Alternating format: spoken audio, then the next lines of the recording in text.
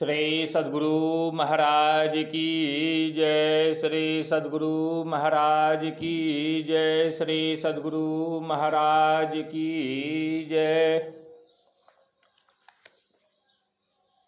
पूज्यपाद महर्षि संत सेवी परमहंस जी का यह प्रवचन महर्षि में ही परमहंस जी महाराज की 109वीं जयंती के शुभ अवसर पर दिनांक 5/5/1993 ईस्वी के अपराह्न कालीन सत्संग में हुआ था।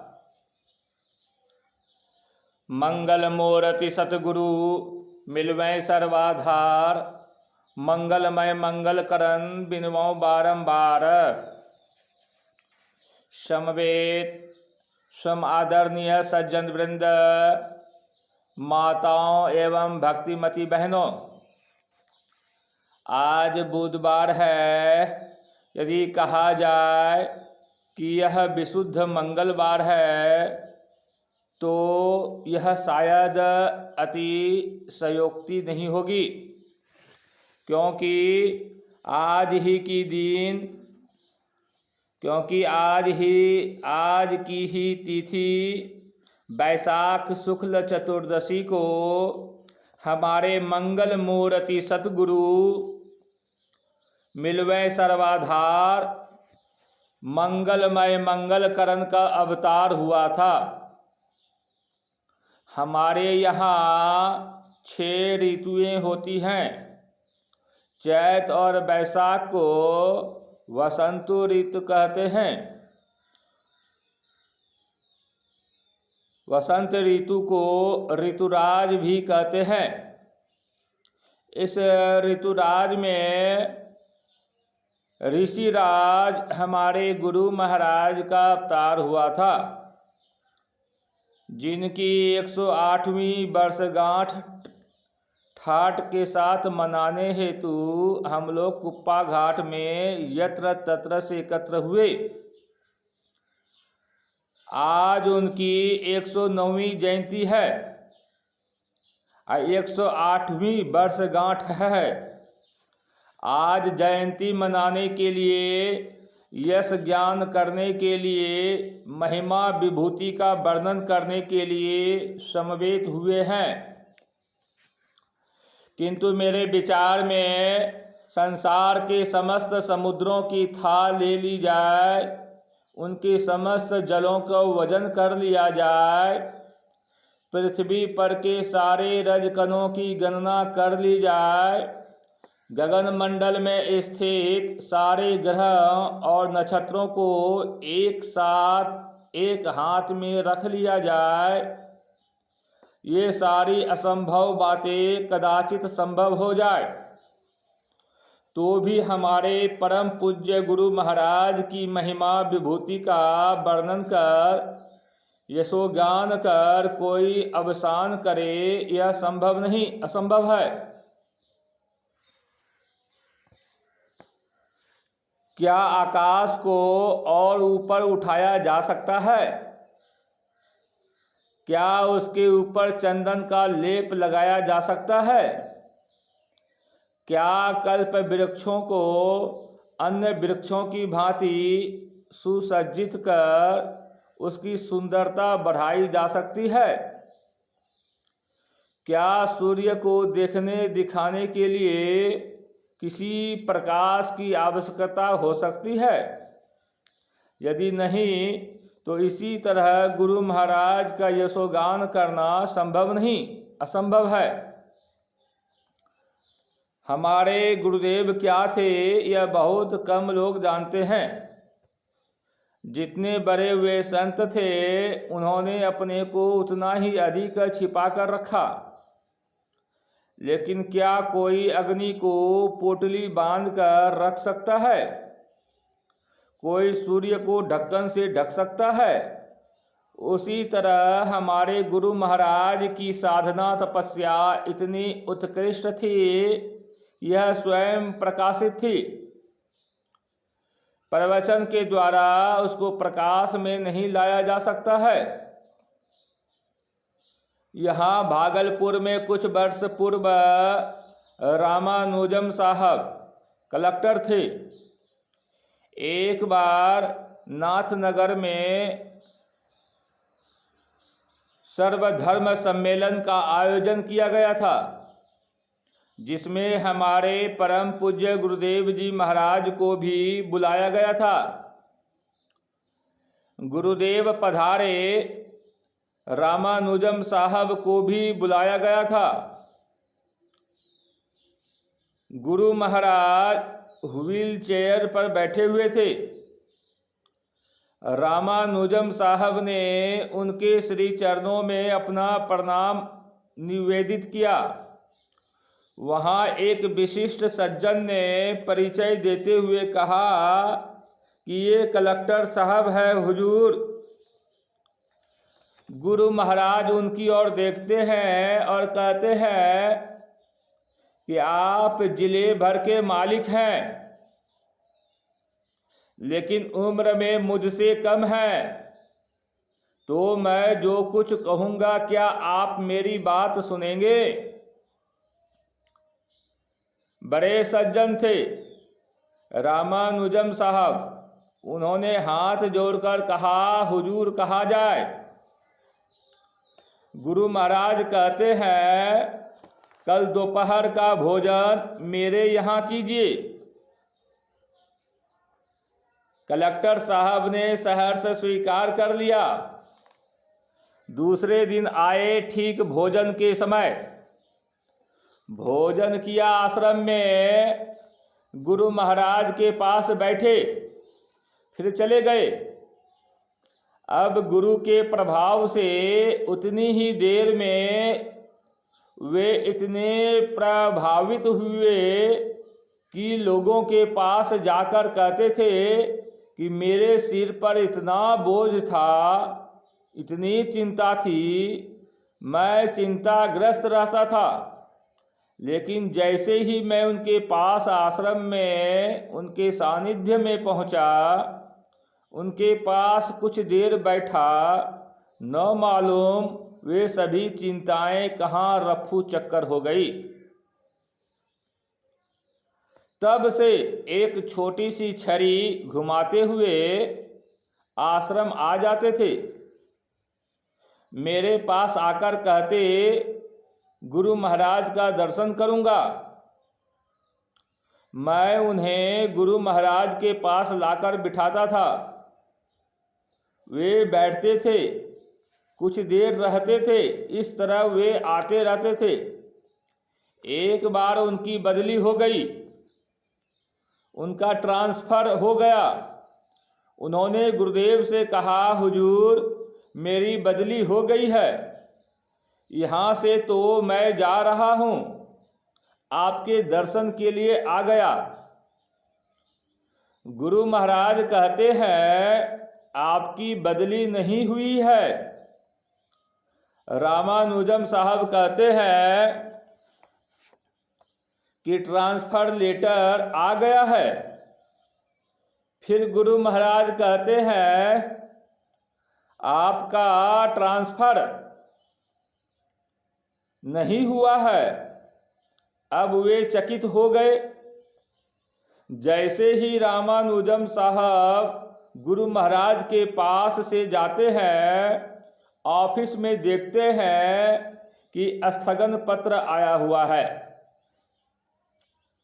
अब उनके दिल में यह हो गया कि हमारे ऑफिस में स्थगन पत्र आया हुआ है, इसका मुझे पता नहीं, उनको कैसे पता चल गया।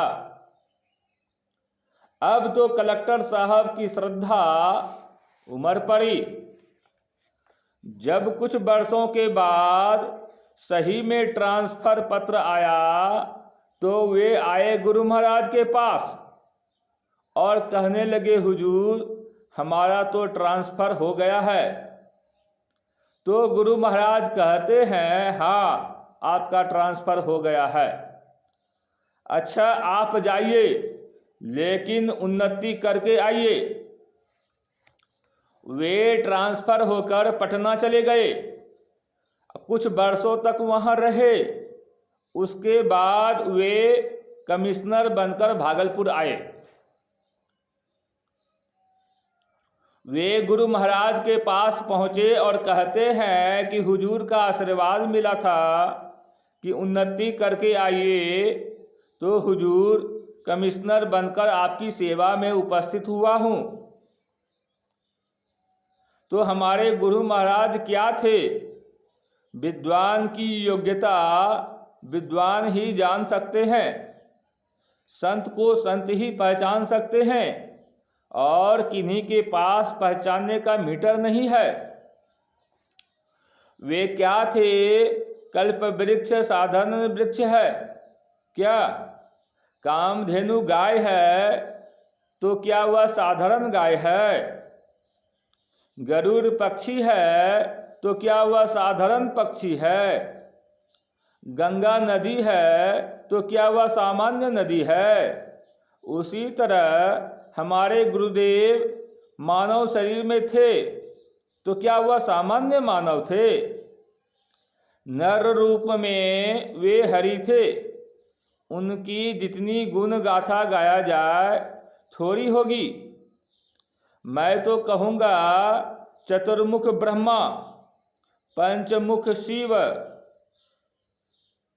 षण्मुख कार्तिकेय और सहस्त्रमुख शेष भी जिनकी गुण गाथा गाकर शेष नहीं करते, अब शेष ही रह जाता है, तो उनकी बात कोई नर विशेष कह कर कितना ही कहे, लेकिन अब शेष रह ही जाता है। श्री सरस्वती, विद्यावरदा, प्रजापति सृष्टिकर्ता और गणेश जी लेखनकर्ता, ये तीनों मिलकर यदि वर्णन करना चाहे तो उनकी ज्ञान महिमा की इतिश्री नहीं कर सकते। गुरु नानक जी ने तो कहा है, गुरु पार ब्रह्म सदा नमस्काराऊ। गुरु पार ब्रह्म परमेश्वर है। हम लोगों को उन्होंने जो उपदेश दिया उसे यदि हम वास्तव में आचरण में उतारते हैं तो उनकी सही जयंती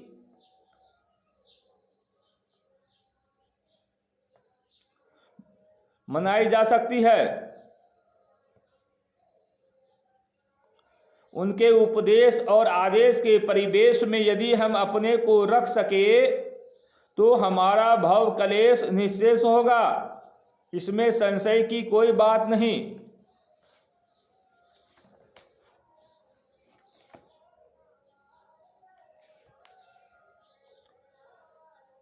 क्या उपदेश दिया उन्होंने? एक ईश्वर का ज्ञान उन्होंने दिया। किसी धर्म में आप जाइए, आपको ईश्वर का ज्ञान दिया जाता है। गुरु नानक देव जी महाराज छोटे थे तो उनके पिता कल्याण दास जी के मन में हुआ कि बच्चे को पढ़ाना चाहिए। अतः एक देवनागरी पढ़ाने वाले गुरुजी के पास उनको भेजा। गुरुजी ने लिख दिया 1। अब दूसरा अंक लिखना ही चाहते थे गुरुजी कि गुरु नानक देव जी महाराज कहते हैं, गुरुजी यह क्या है? गुरुजी ने कहा यह लिखा है 1। तो गुरु नानक देव जी कहते हैं बस पहले 1 को जान लेने दीजिए, फिर दूसरी बात कहिएगा। श्रोताओं द्वारा गुरु महाराज की जय ध्वनि तो कल्याण दास जी के मन में हुआ कि यह नगरी पढ़ना नहीं जानता है, इसलिए बहाना करता है, एक मौलवी के पास भेज दिया कि जाओ उर्दू फारसी पढ़ो। जब ये गए मौलवी के पास तो मौलवी साहब ने पहला अक्षर लिखा अलिफ। गुरु नानक साहब पूछते हैं कि यह क्या लिखा आपने? मौलवी कहते हैं अलिफ। गुरु नानक देव जी पूछते हैं अलिफ का क्या अर्थ होता है? मौलवी साहब ने बताया कि अलिफ का अर्थ है पहला। वे बे लिखना ही चाहते थे कि गुरु नानक देव जी कहते हैं बस पहले पहला को जानने दीजिए, फिर दूसरी बात बताइएगा। वह पहला क्या है? एको हम बहुश्याम एकम सद विप्रा बहुधा वदंती, अर्थात वह एक ही है और सदविप्र उसे अनेक नामों से अभिहित करते हैं। यहूदी उसे जेहोवा कहते हैं, ईसाई गॉड या स्वर्गस्थ कहते हैं, मुसलमान अल्लाह कहकर पूछते हैं, बौद्ध बुद्ध पारसी अहुरमज़्द और वैदिक ब्रह्म या ईश्वर कहते हैं। लेकिन है सबका अर्थ एक ही। यहाँ भाषांतर है, शब्दांतर है, लेकिन तत्वांतर नहीं है। तत्व रूप में वह एक है। हमारे गुरुदेव ने उसी एक का ज्ञान दिया। जो उस एक को जान लेते हैं उन्हें फिर और कुछ जानना बाकी नहीं रह जाता। संत सुंदरदास जी ने कहा,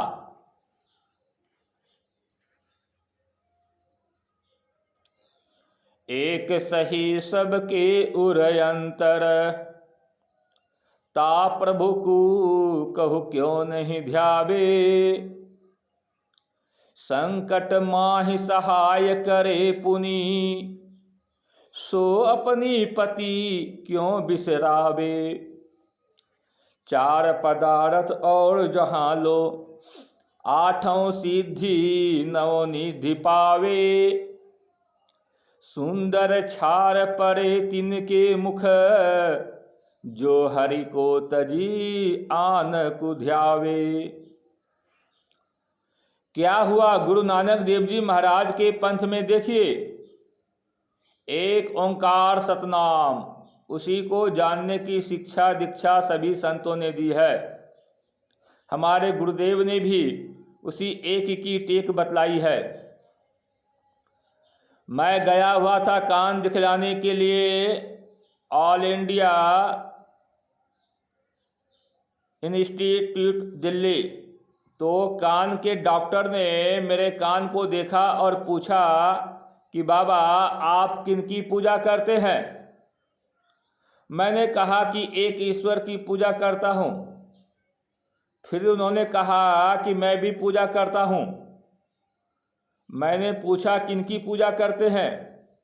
तो उन्होंने कहा कि मैं गणेश जी की पूजा करता हूँ, हनुमान जी की पूजा करता हूँ। 7-8 देवताओं के नाम उन्होंने बता दिए और फिर मुझसे पूछते हैं कि बाबा ठीक करता हूँ ना? मैंने कहा पूजा करते हैं सो तो ठीक करते हैं, लेकिन अनेक की पूजा न करके किसी एक की पूजा कीजिए तो ठीक रहेगा। उन्होंने कहा एक की पूजा करूँगा तो और सब नाराज हो जाएंगे तब। मैंने कहा देखिए, गंगा के किनारे सैकड़ों नावें लगी हुई है और आप गंगा पार करना चाहते हैं। यदि आप नाव से नाव पर चढ़ते रहेंगे तो कभी पार हो सकेंगे? अरे एक नाव को पकड़ लीजिए जो बहुत मजबूत हो, जिसका खेवैया केवट कुशल हो, तो आप गंगा पार हो जाएंगे। उसी तरह सभी देवताओं में से एक को चुन लीजिए जो सबसे विशेष जान पड़े और किस तरह पकड़िएगा उसकी कला सीख लीजिए, फिर पार हो जाइएगा। उन्होंने कहा कि बाबा कहते तो आप ठीक हैं, लेकिन यही मन में होता है कि और सब नाराज हो जाएंगे। डॉक्टर ने दोहराया। मैंने कहा देखिए, हम लोगों के यहाँ 33 करोड़ देवता है। आप डॉक्टर आदमी हैं, समय निकालकर मान लिया जाए कि आपने 1 करोड़ देवताओं की पूजा कर ली, इधर 32 करोड़ देवता आपसे नाराज ही रह जाएंगे। आजकल वोट का ज़माना है, 32 करोड़ वोट एक तरफ और 1 करोड़ एक तरफ, तो आप जीतेंगे कि हारेंगे? डॉक्टर साहब ने कहा कि बाबा आप कहते तो ठीक हैं, लेकिन बहुत दिनों से करते जो चले आए हैं सो मन नहीं मानता। मैंने सोचा कि अभी भी इसका मन ठीक नहीं हुआ है। मैंने कहा अच्छा एक बात बतलाइए कि जिस समय आपने MBBS पास किया उस समय क्या क्या इलाज करते थे? उन्होंने कहा आँख, नाक, गला, कान, समूचे शरीर का इलाज करते थे। मैंने पूछा कि आजकल क्या करते हैं? तो उन्होंने कहा आजकल केवल कान का इलाज करते हैं। मैंने कहा उस समय आप बड़े डॉक्टर थे कि केवल कान का इलाज करने लगे तो आज बड़े डॉक्टर हैं? उन्होंने कहा बड़ा डॉक्टर तो आज हूँ। इस पर मैंने कहा उसी तरह जब आप एक को पकड़िएगा तो बड़े बनकर रहिएगा, नहीं तो MBBS बनकर रह जाइएगा। गुरु महाराज ने हमें एक ईश्वर का ज्ञान दिया और बतलाया है ईश्वर को खोजने के लिए कहीं बाहर जाने की जरूरत नहीं। गुरु नानक साहब ने कहा काहेरे बन खोजन जाई सरब निवासी सदा अलेपा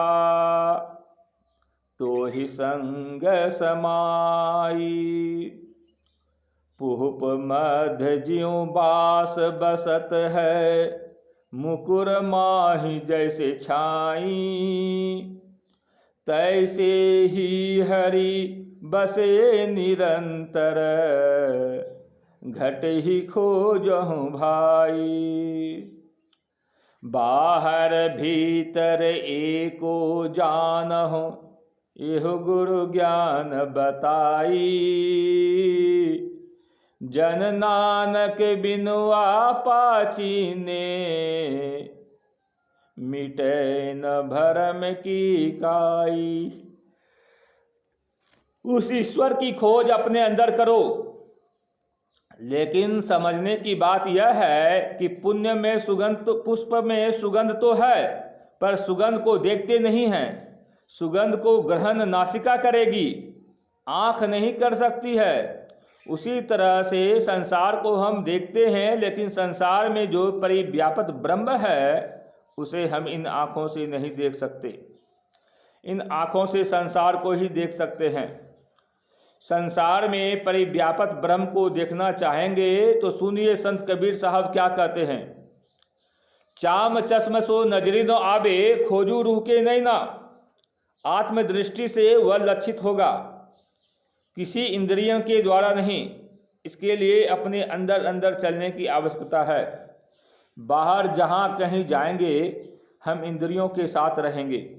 इंद्रियों में से जो कुछ भी ग्रहण होगा वह माइक तत्व होगी, निर्माइक तत्व ग्रहण होगा अपने अंदर में चलने से। अपने अंदर में कैसे हम चलें इसकी सदयुक्ति श्री सद्गुरु बतलाते हैं। इसलिए गुरु नानक देव जी महाराज ने बतलाया बिन सतगुरु सेवे जोग न होई बिन सतगुरु भेटे मुक्ति न होई। बिन सतगुरु भेटे मुक्ति न कोई बिन सतगुरु भेटे नाम पाय न जाई। बिन सतगुरु भेटे महादुख पाई बिन सतगुरु भेटे महागर्भ गुबारी। नानक बिन गुरु मुआ जन्म हारी।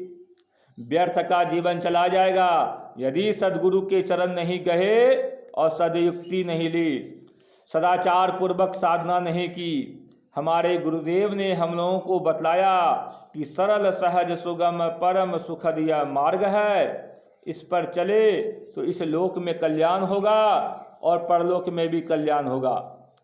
परलोक दोनों के लिए उन्होंने बतलाया है। सत्संग नित अरु ध्यान नित रहिए कर संलग्न हो, व्यभिचार चोरी नशा हिंसा झूठ तजना चाहिए।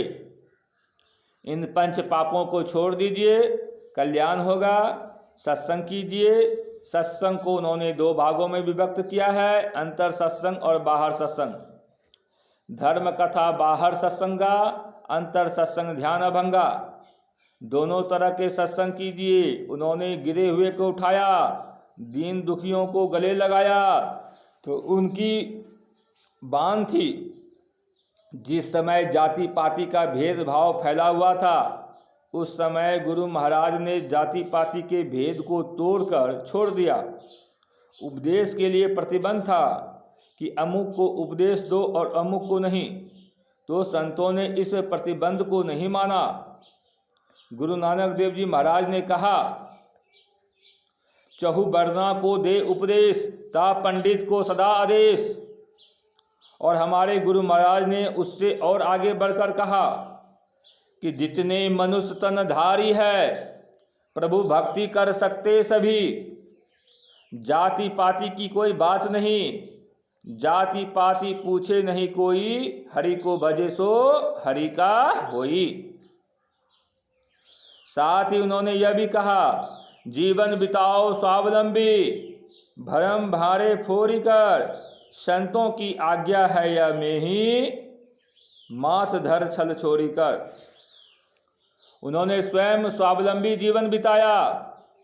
उन्होंने जो कुछ कहा करके दिखलाया, केवल बताया ही नहीं। इसके लिए घर बार परिवार रोजगार छोड़ने की आवश्यकता नहीं।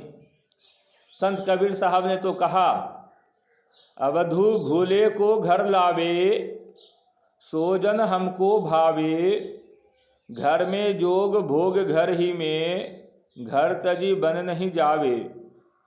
वन के गए कल्पना उपजे, तब धौं कहाँ समावे, घर में जुक्ति मुक्ति घर ही में, जो गुरु अलख लखावे।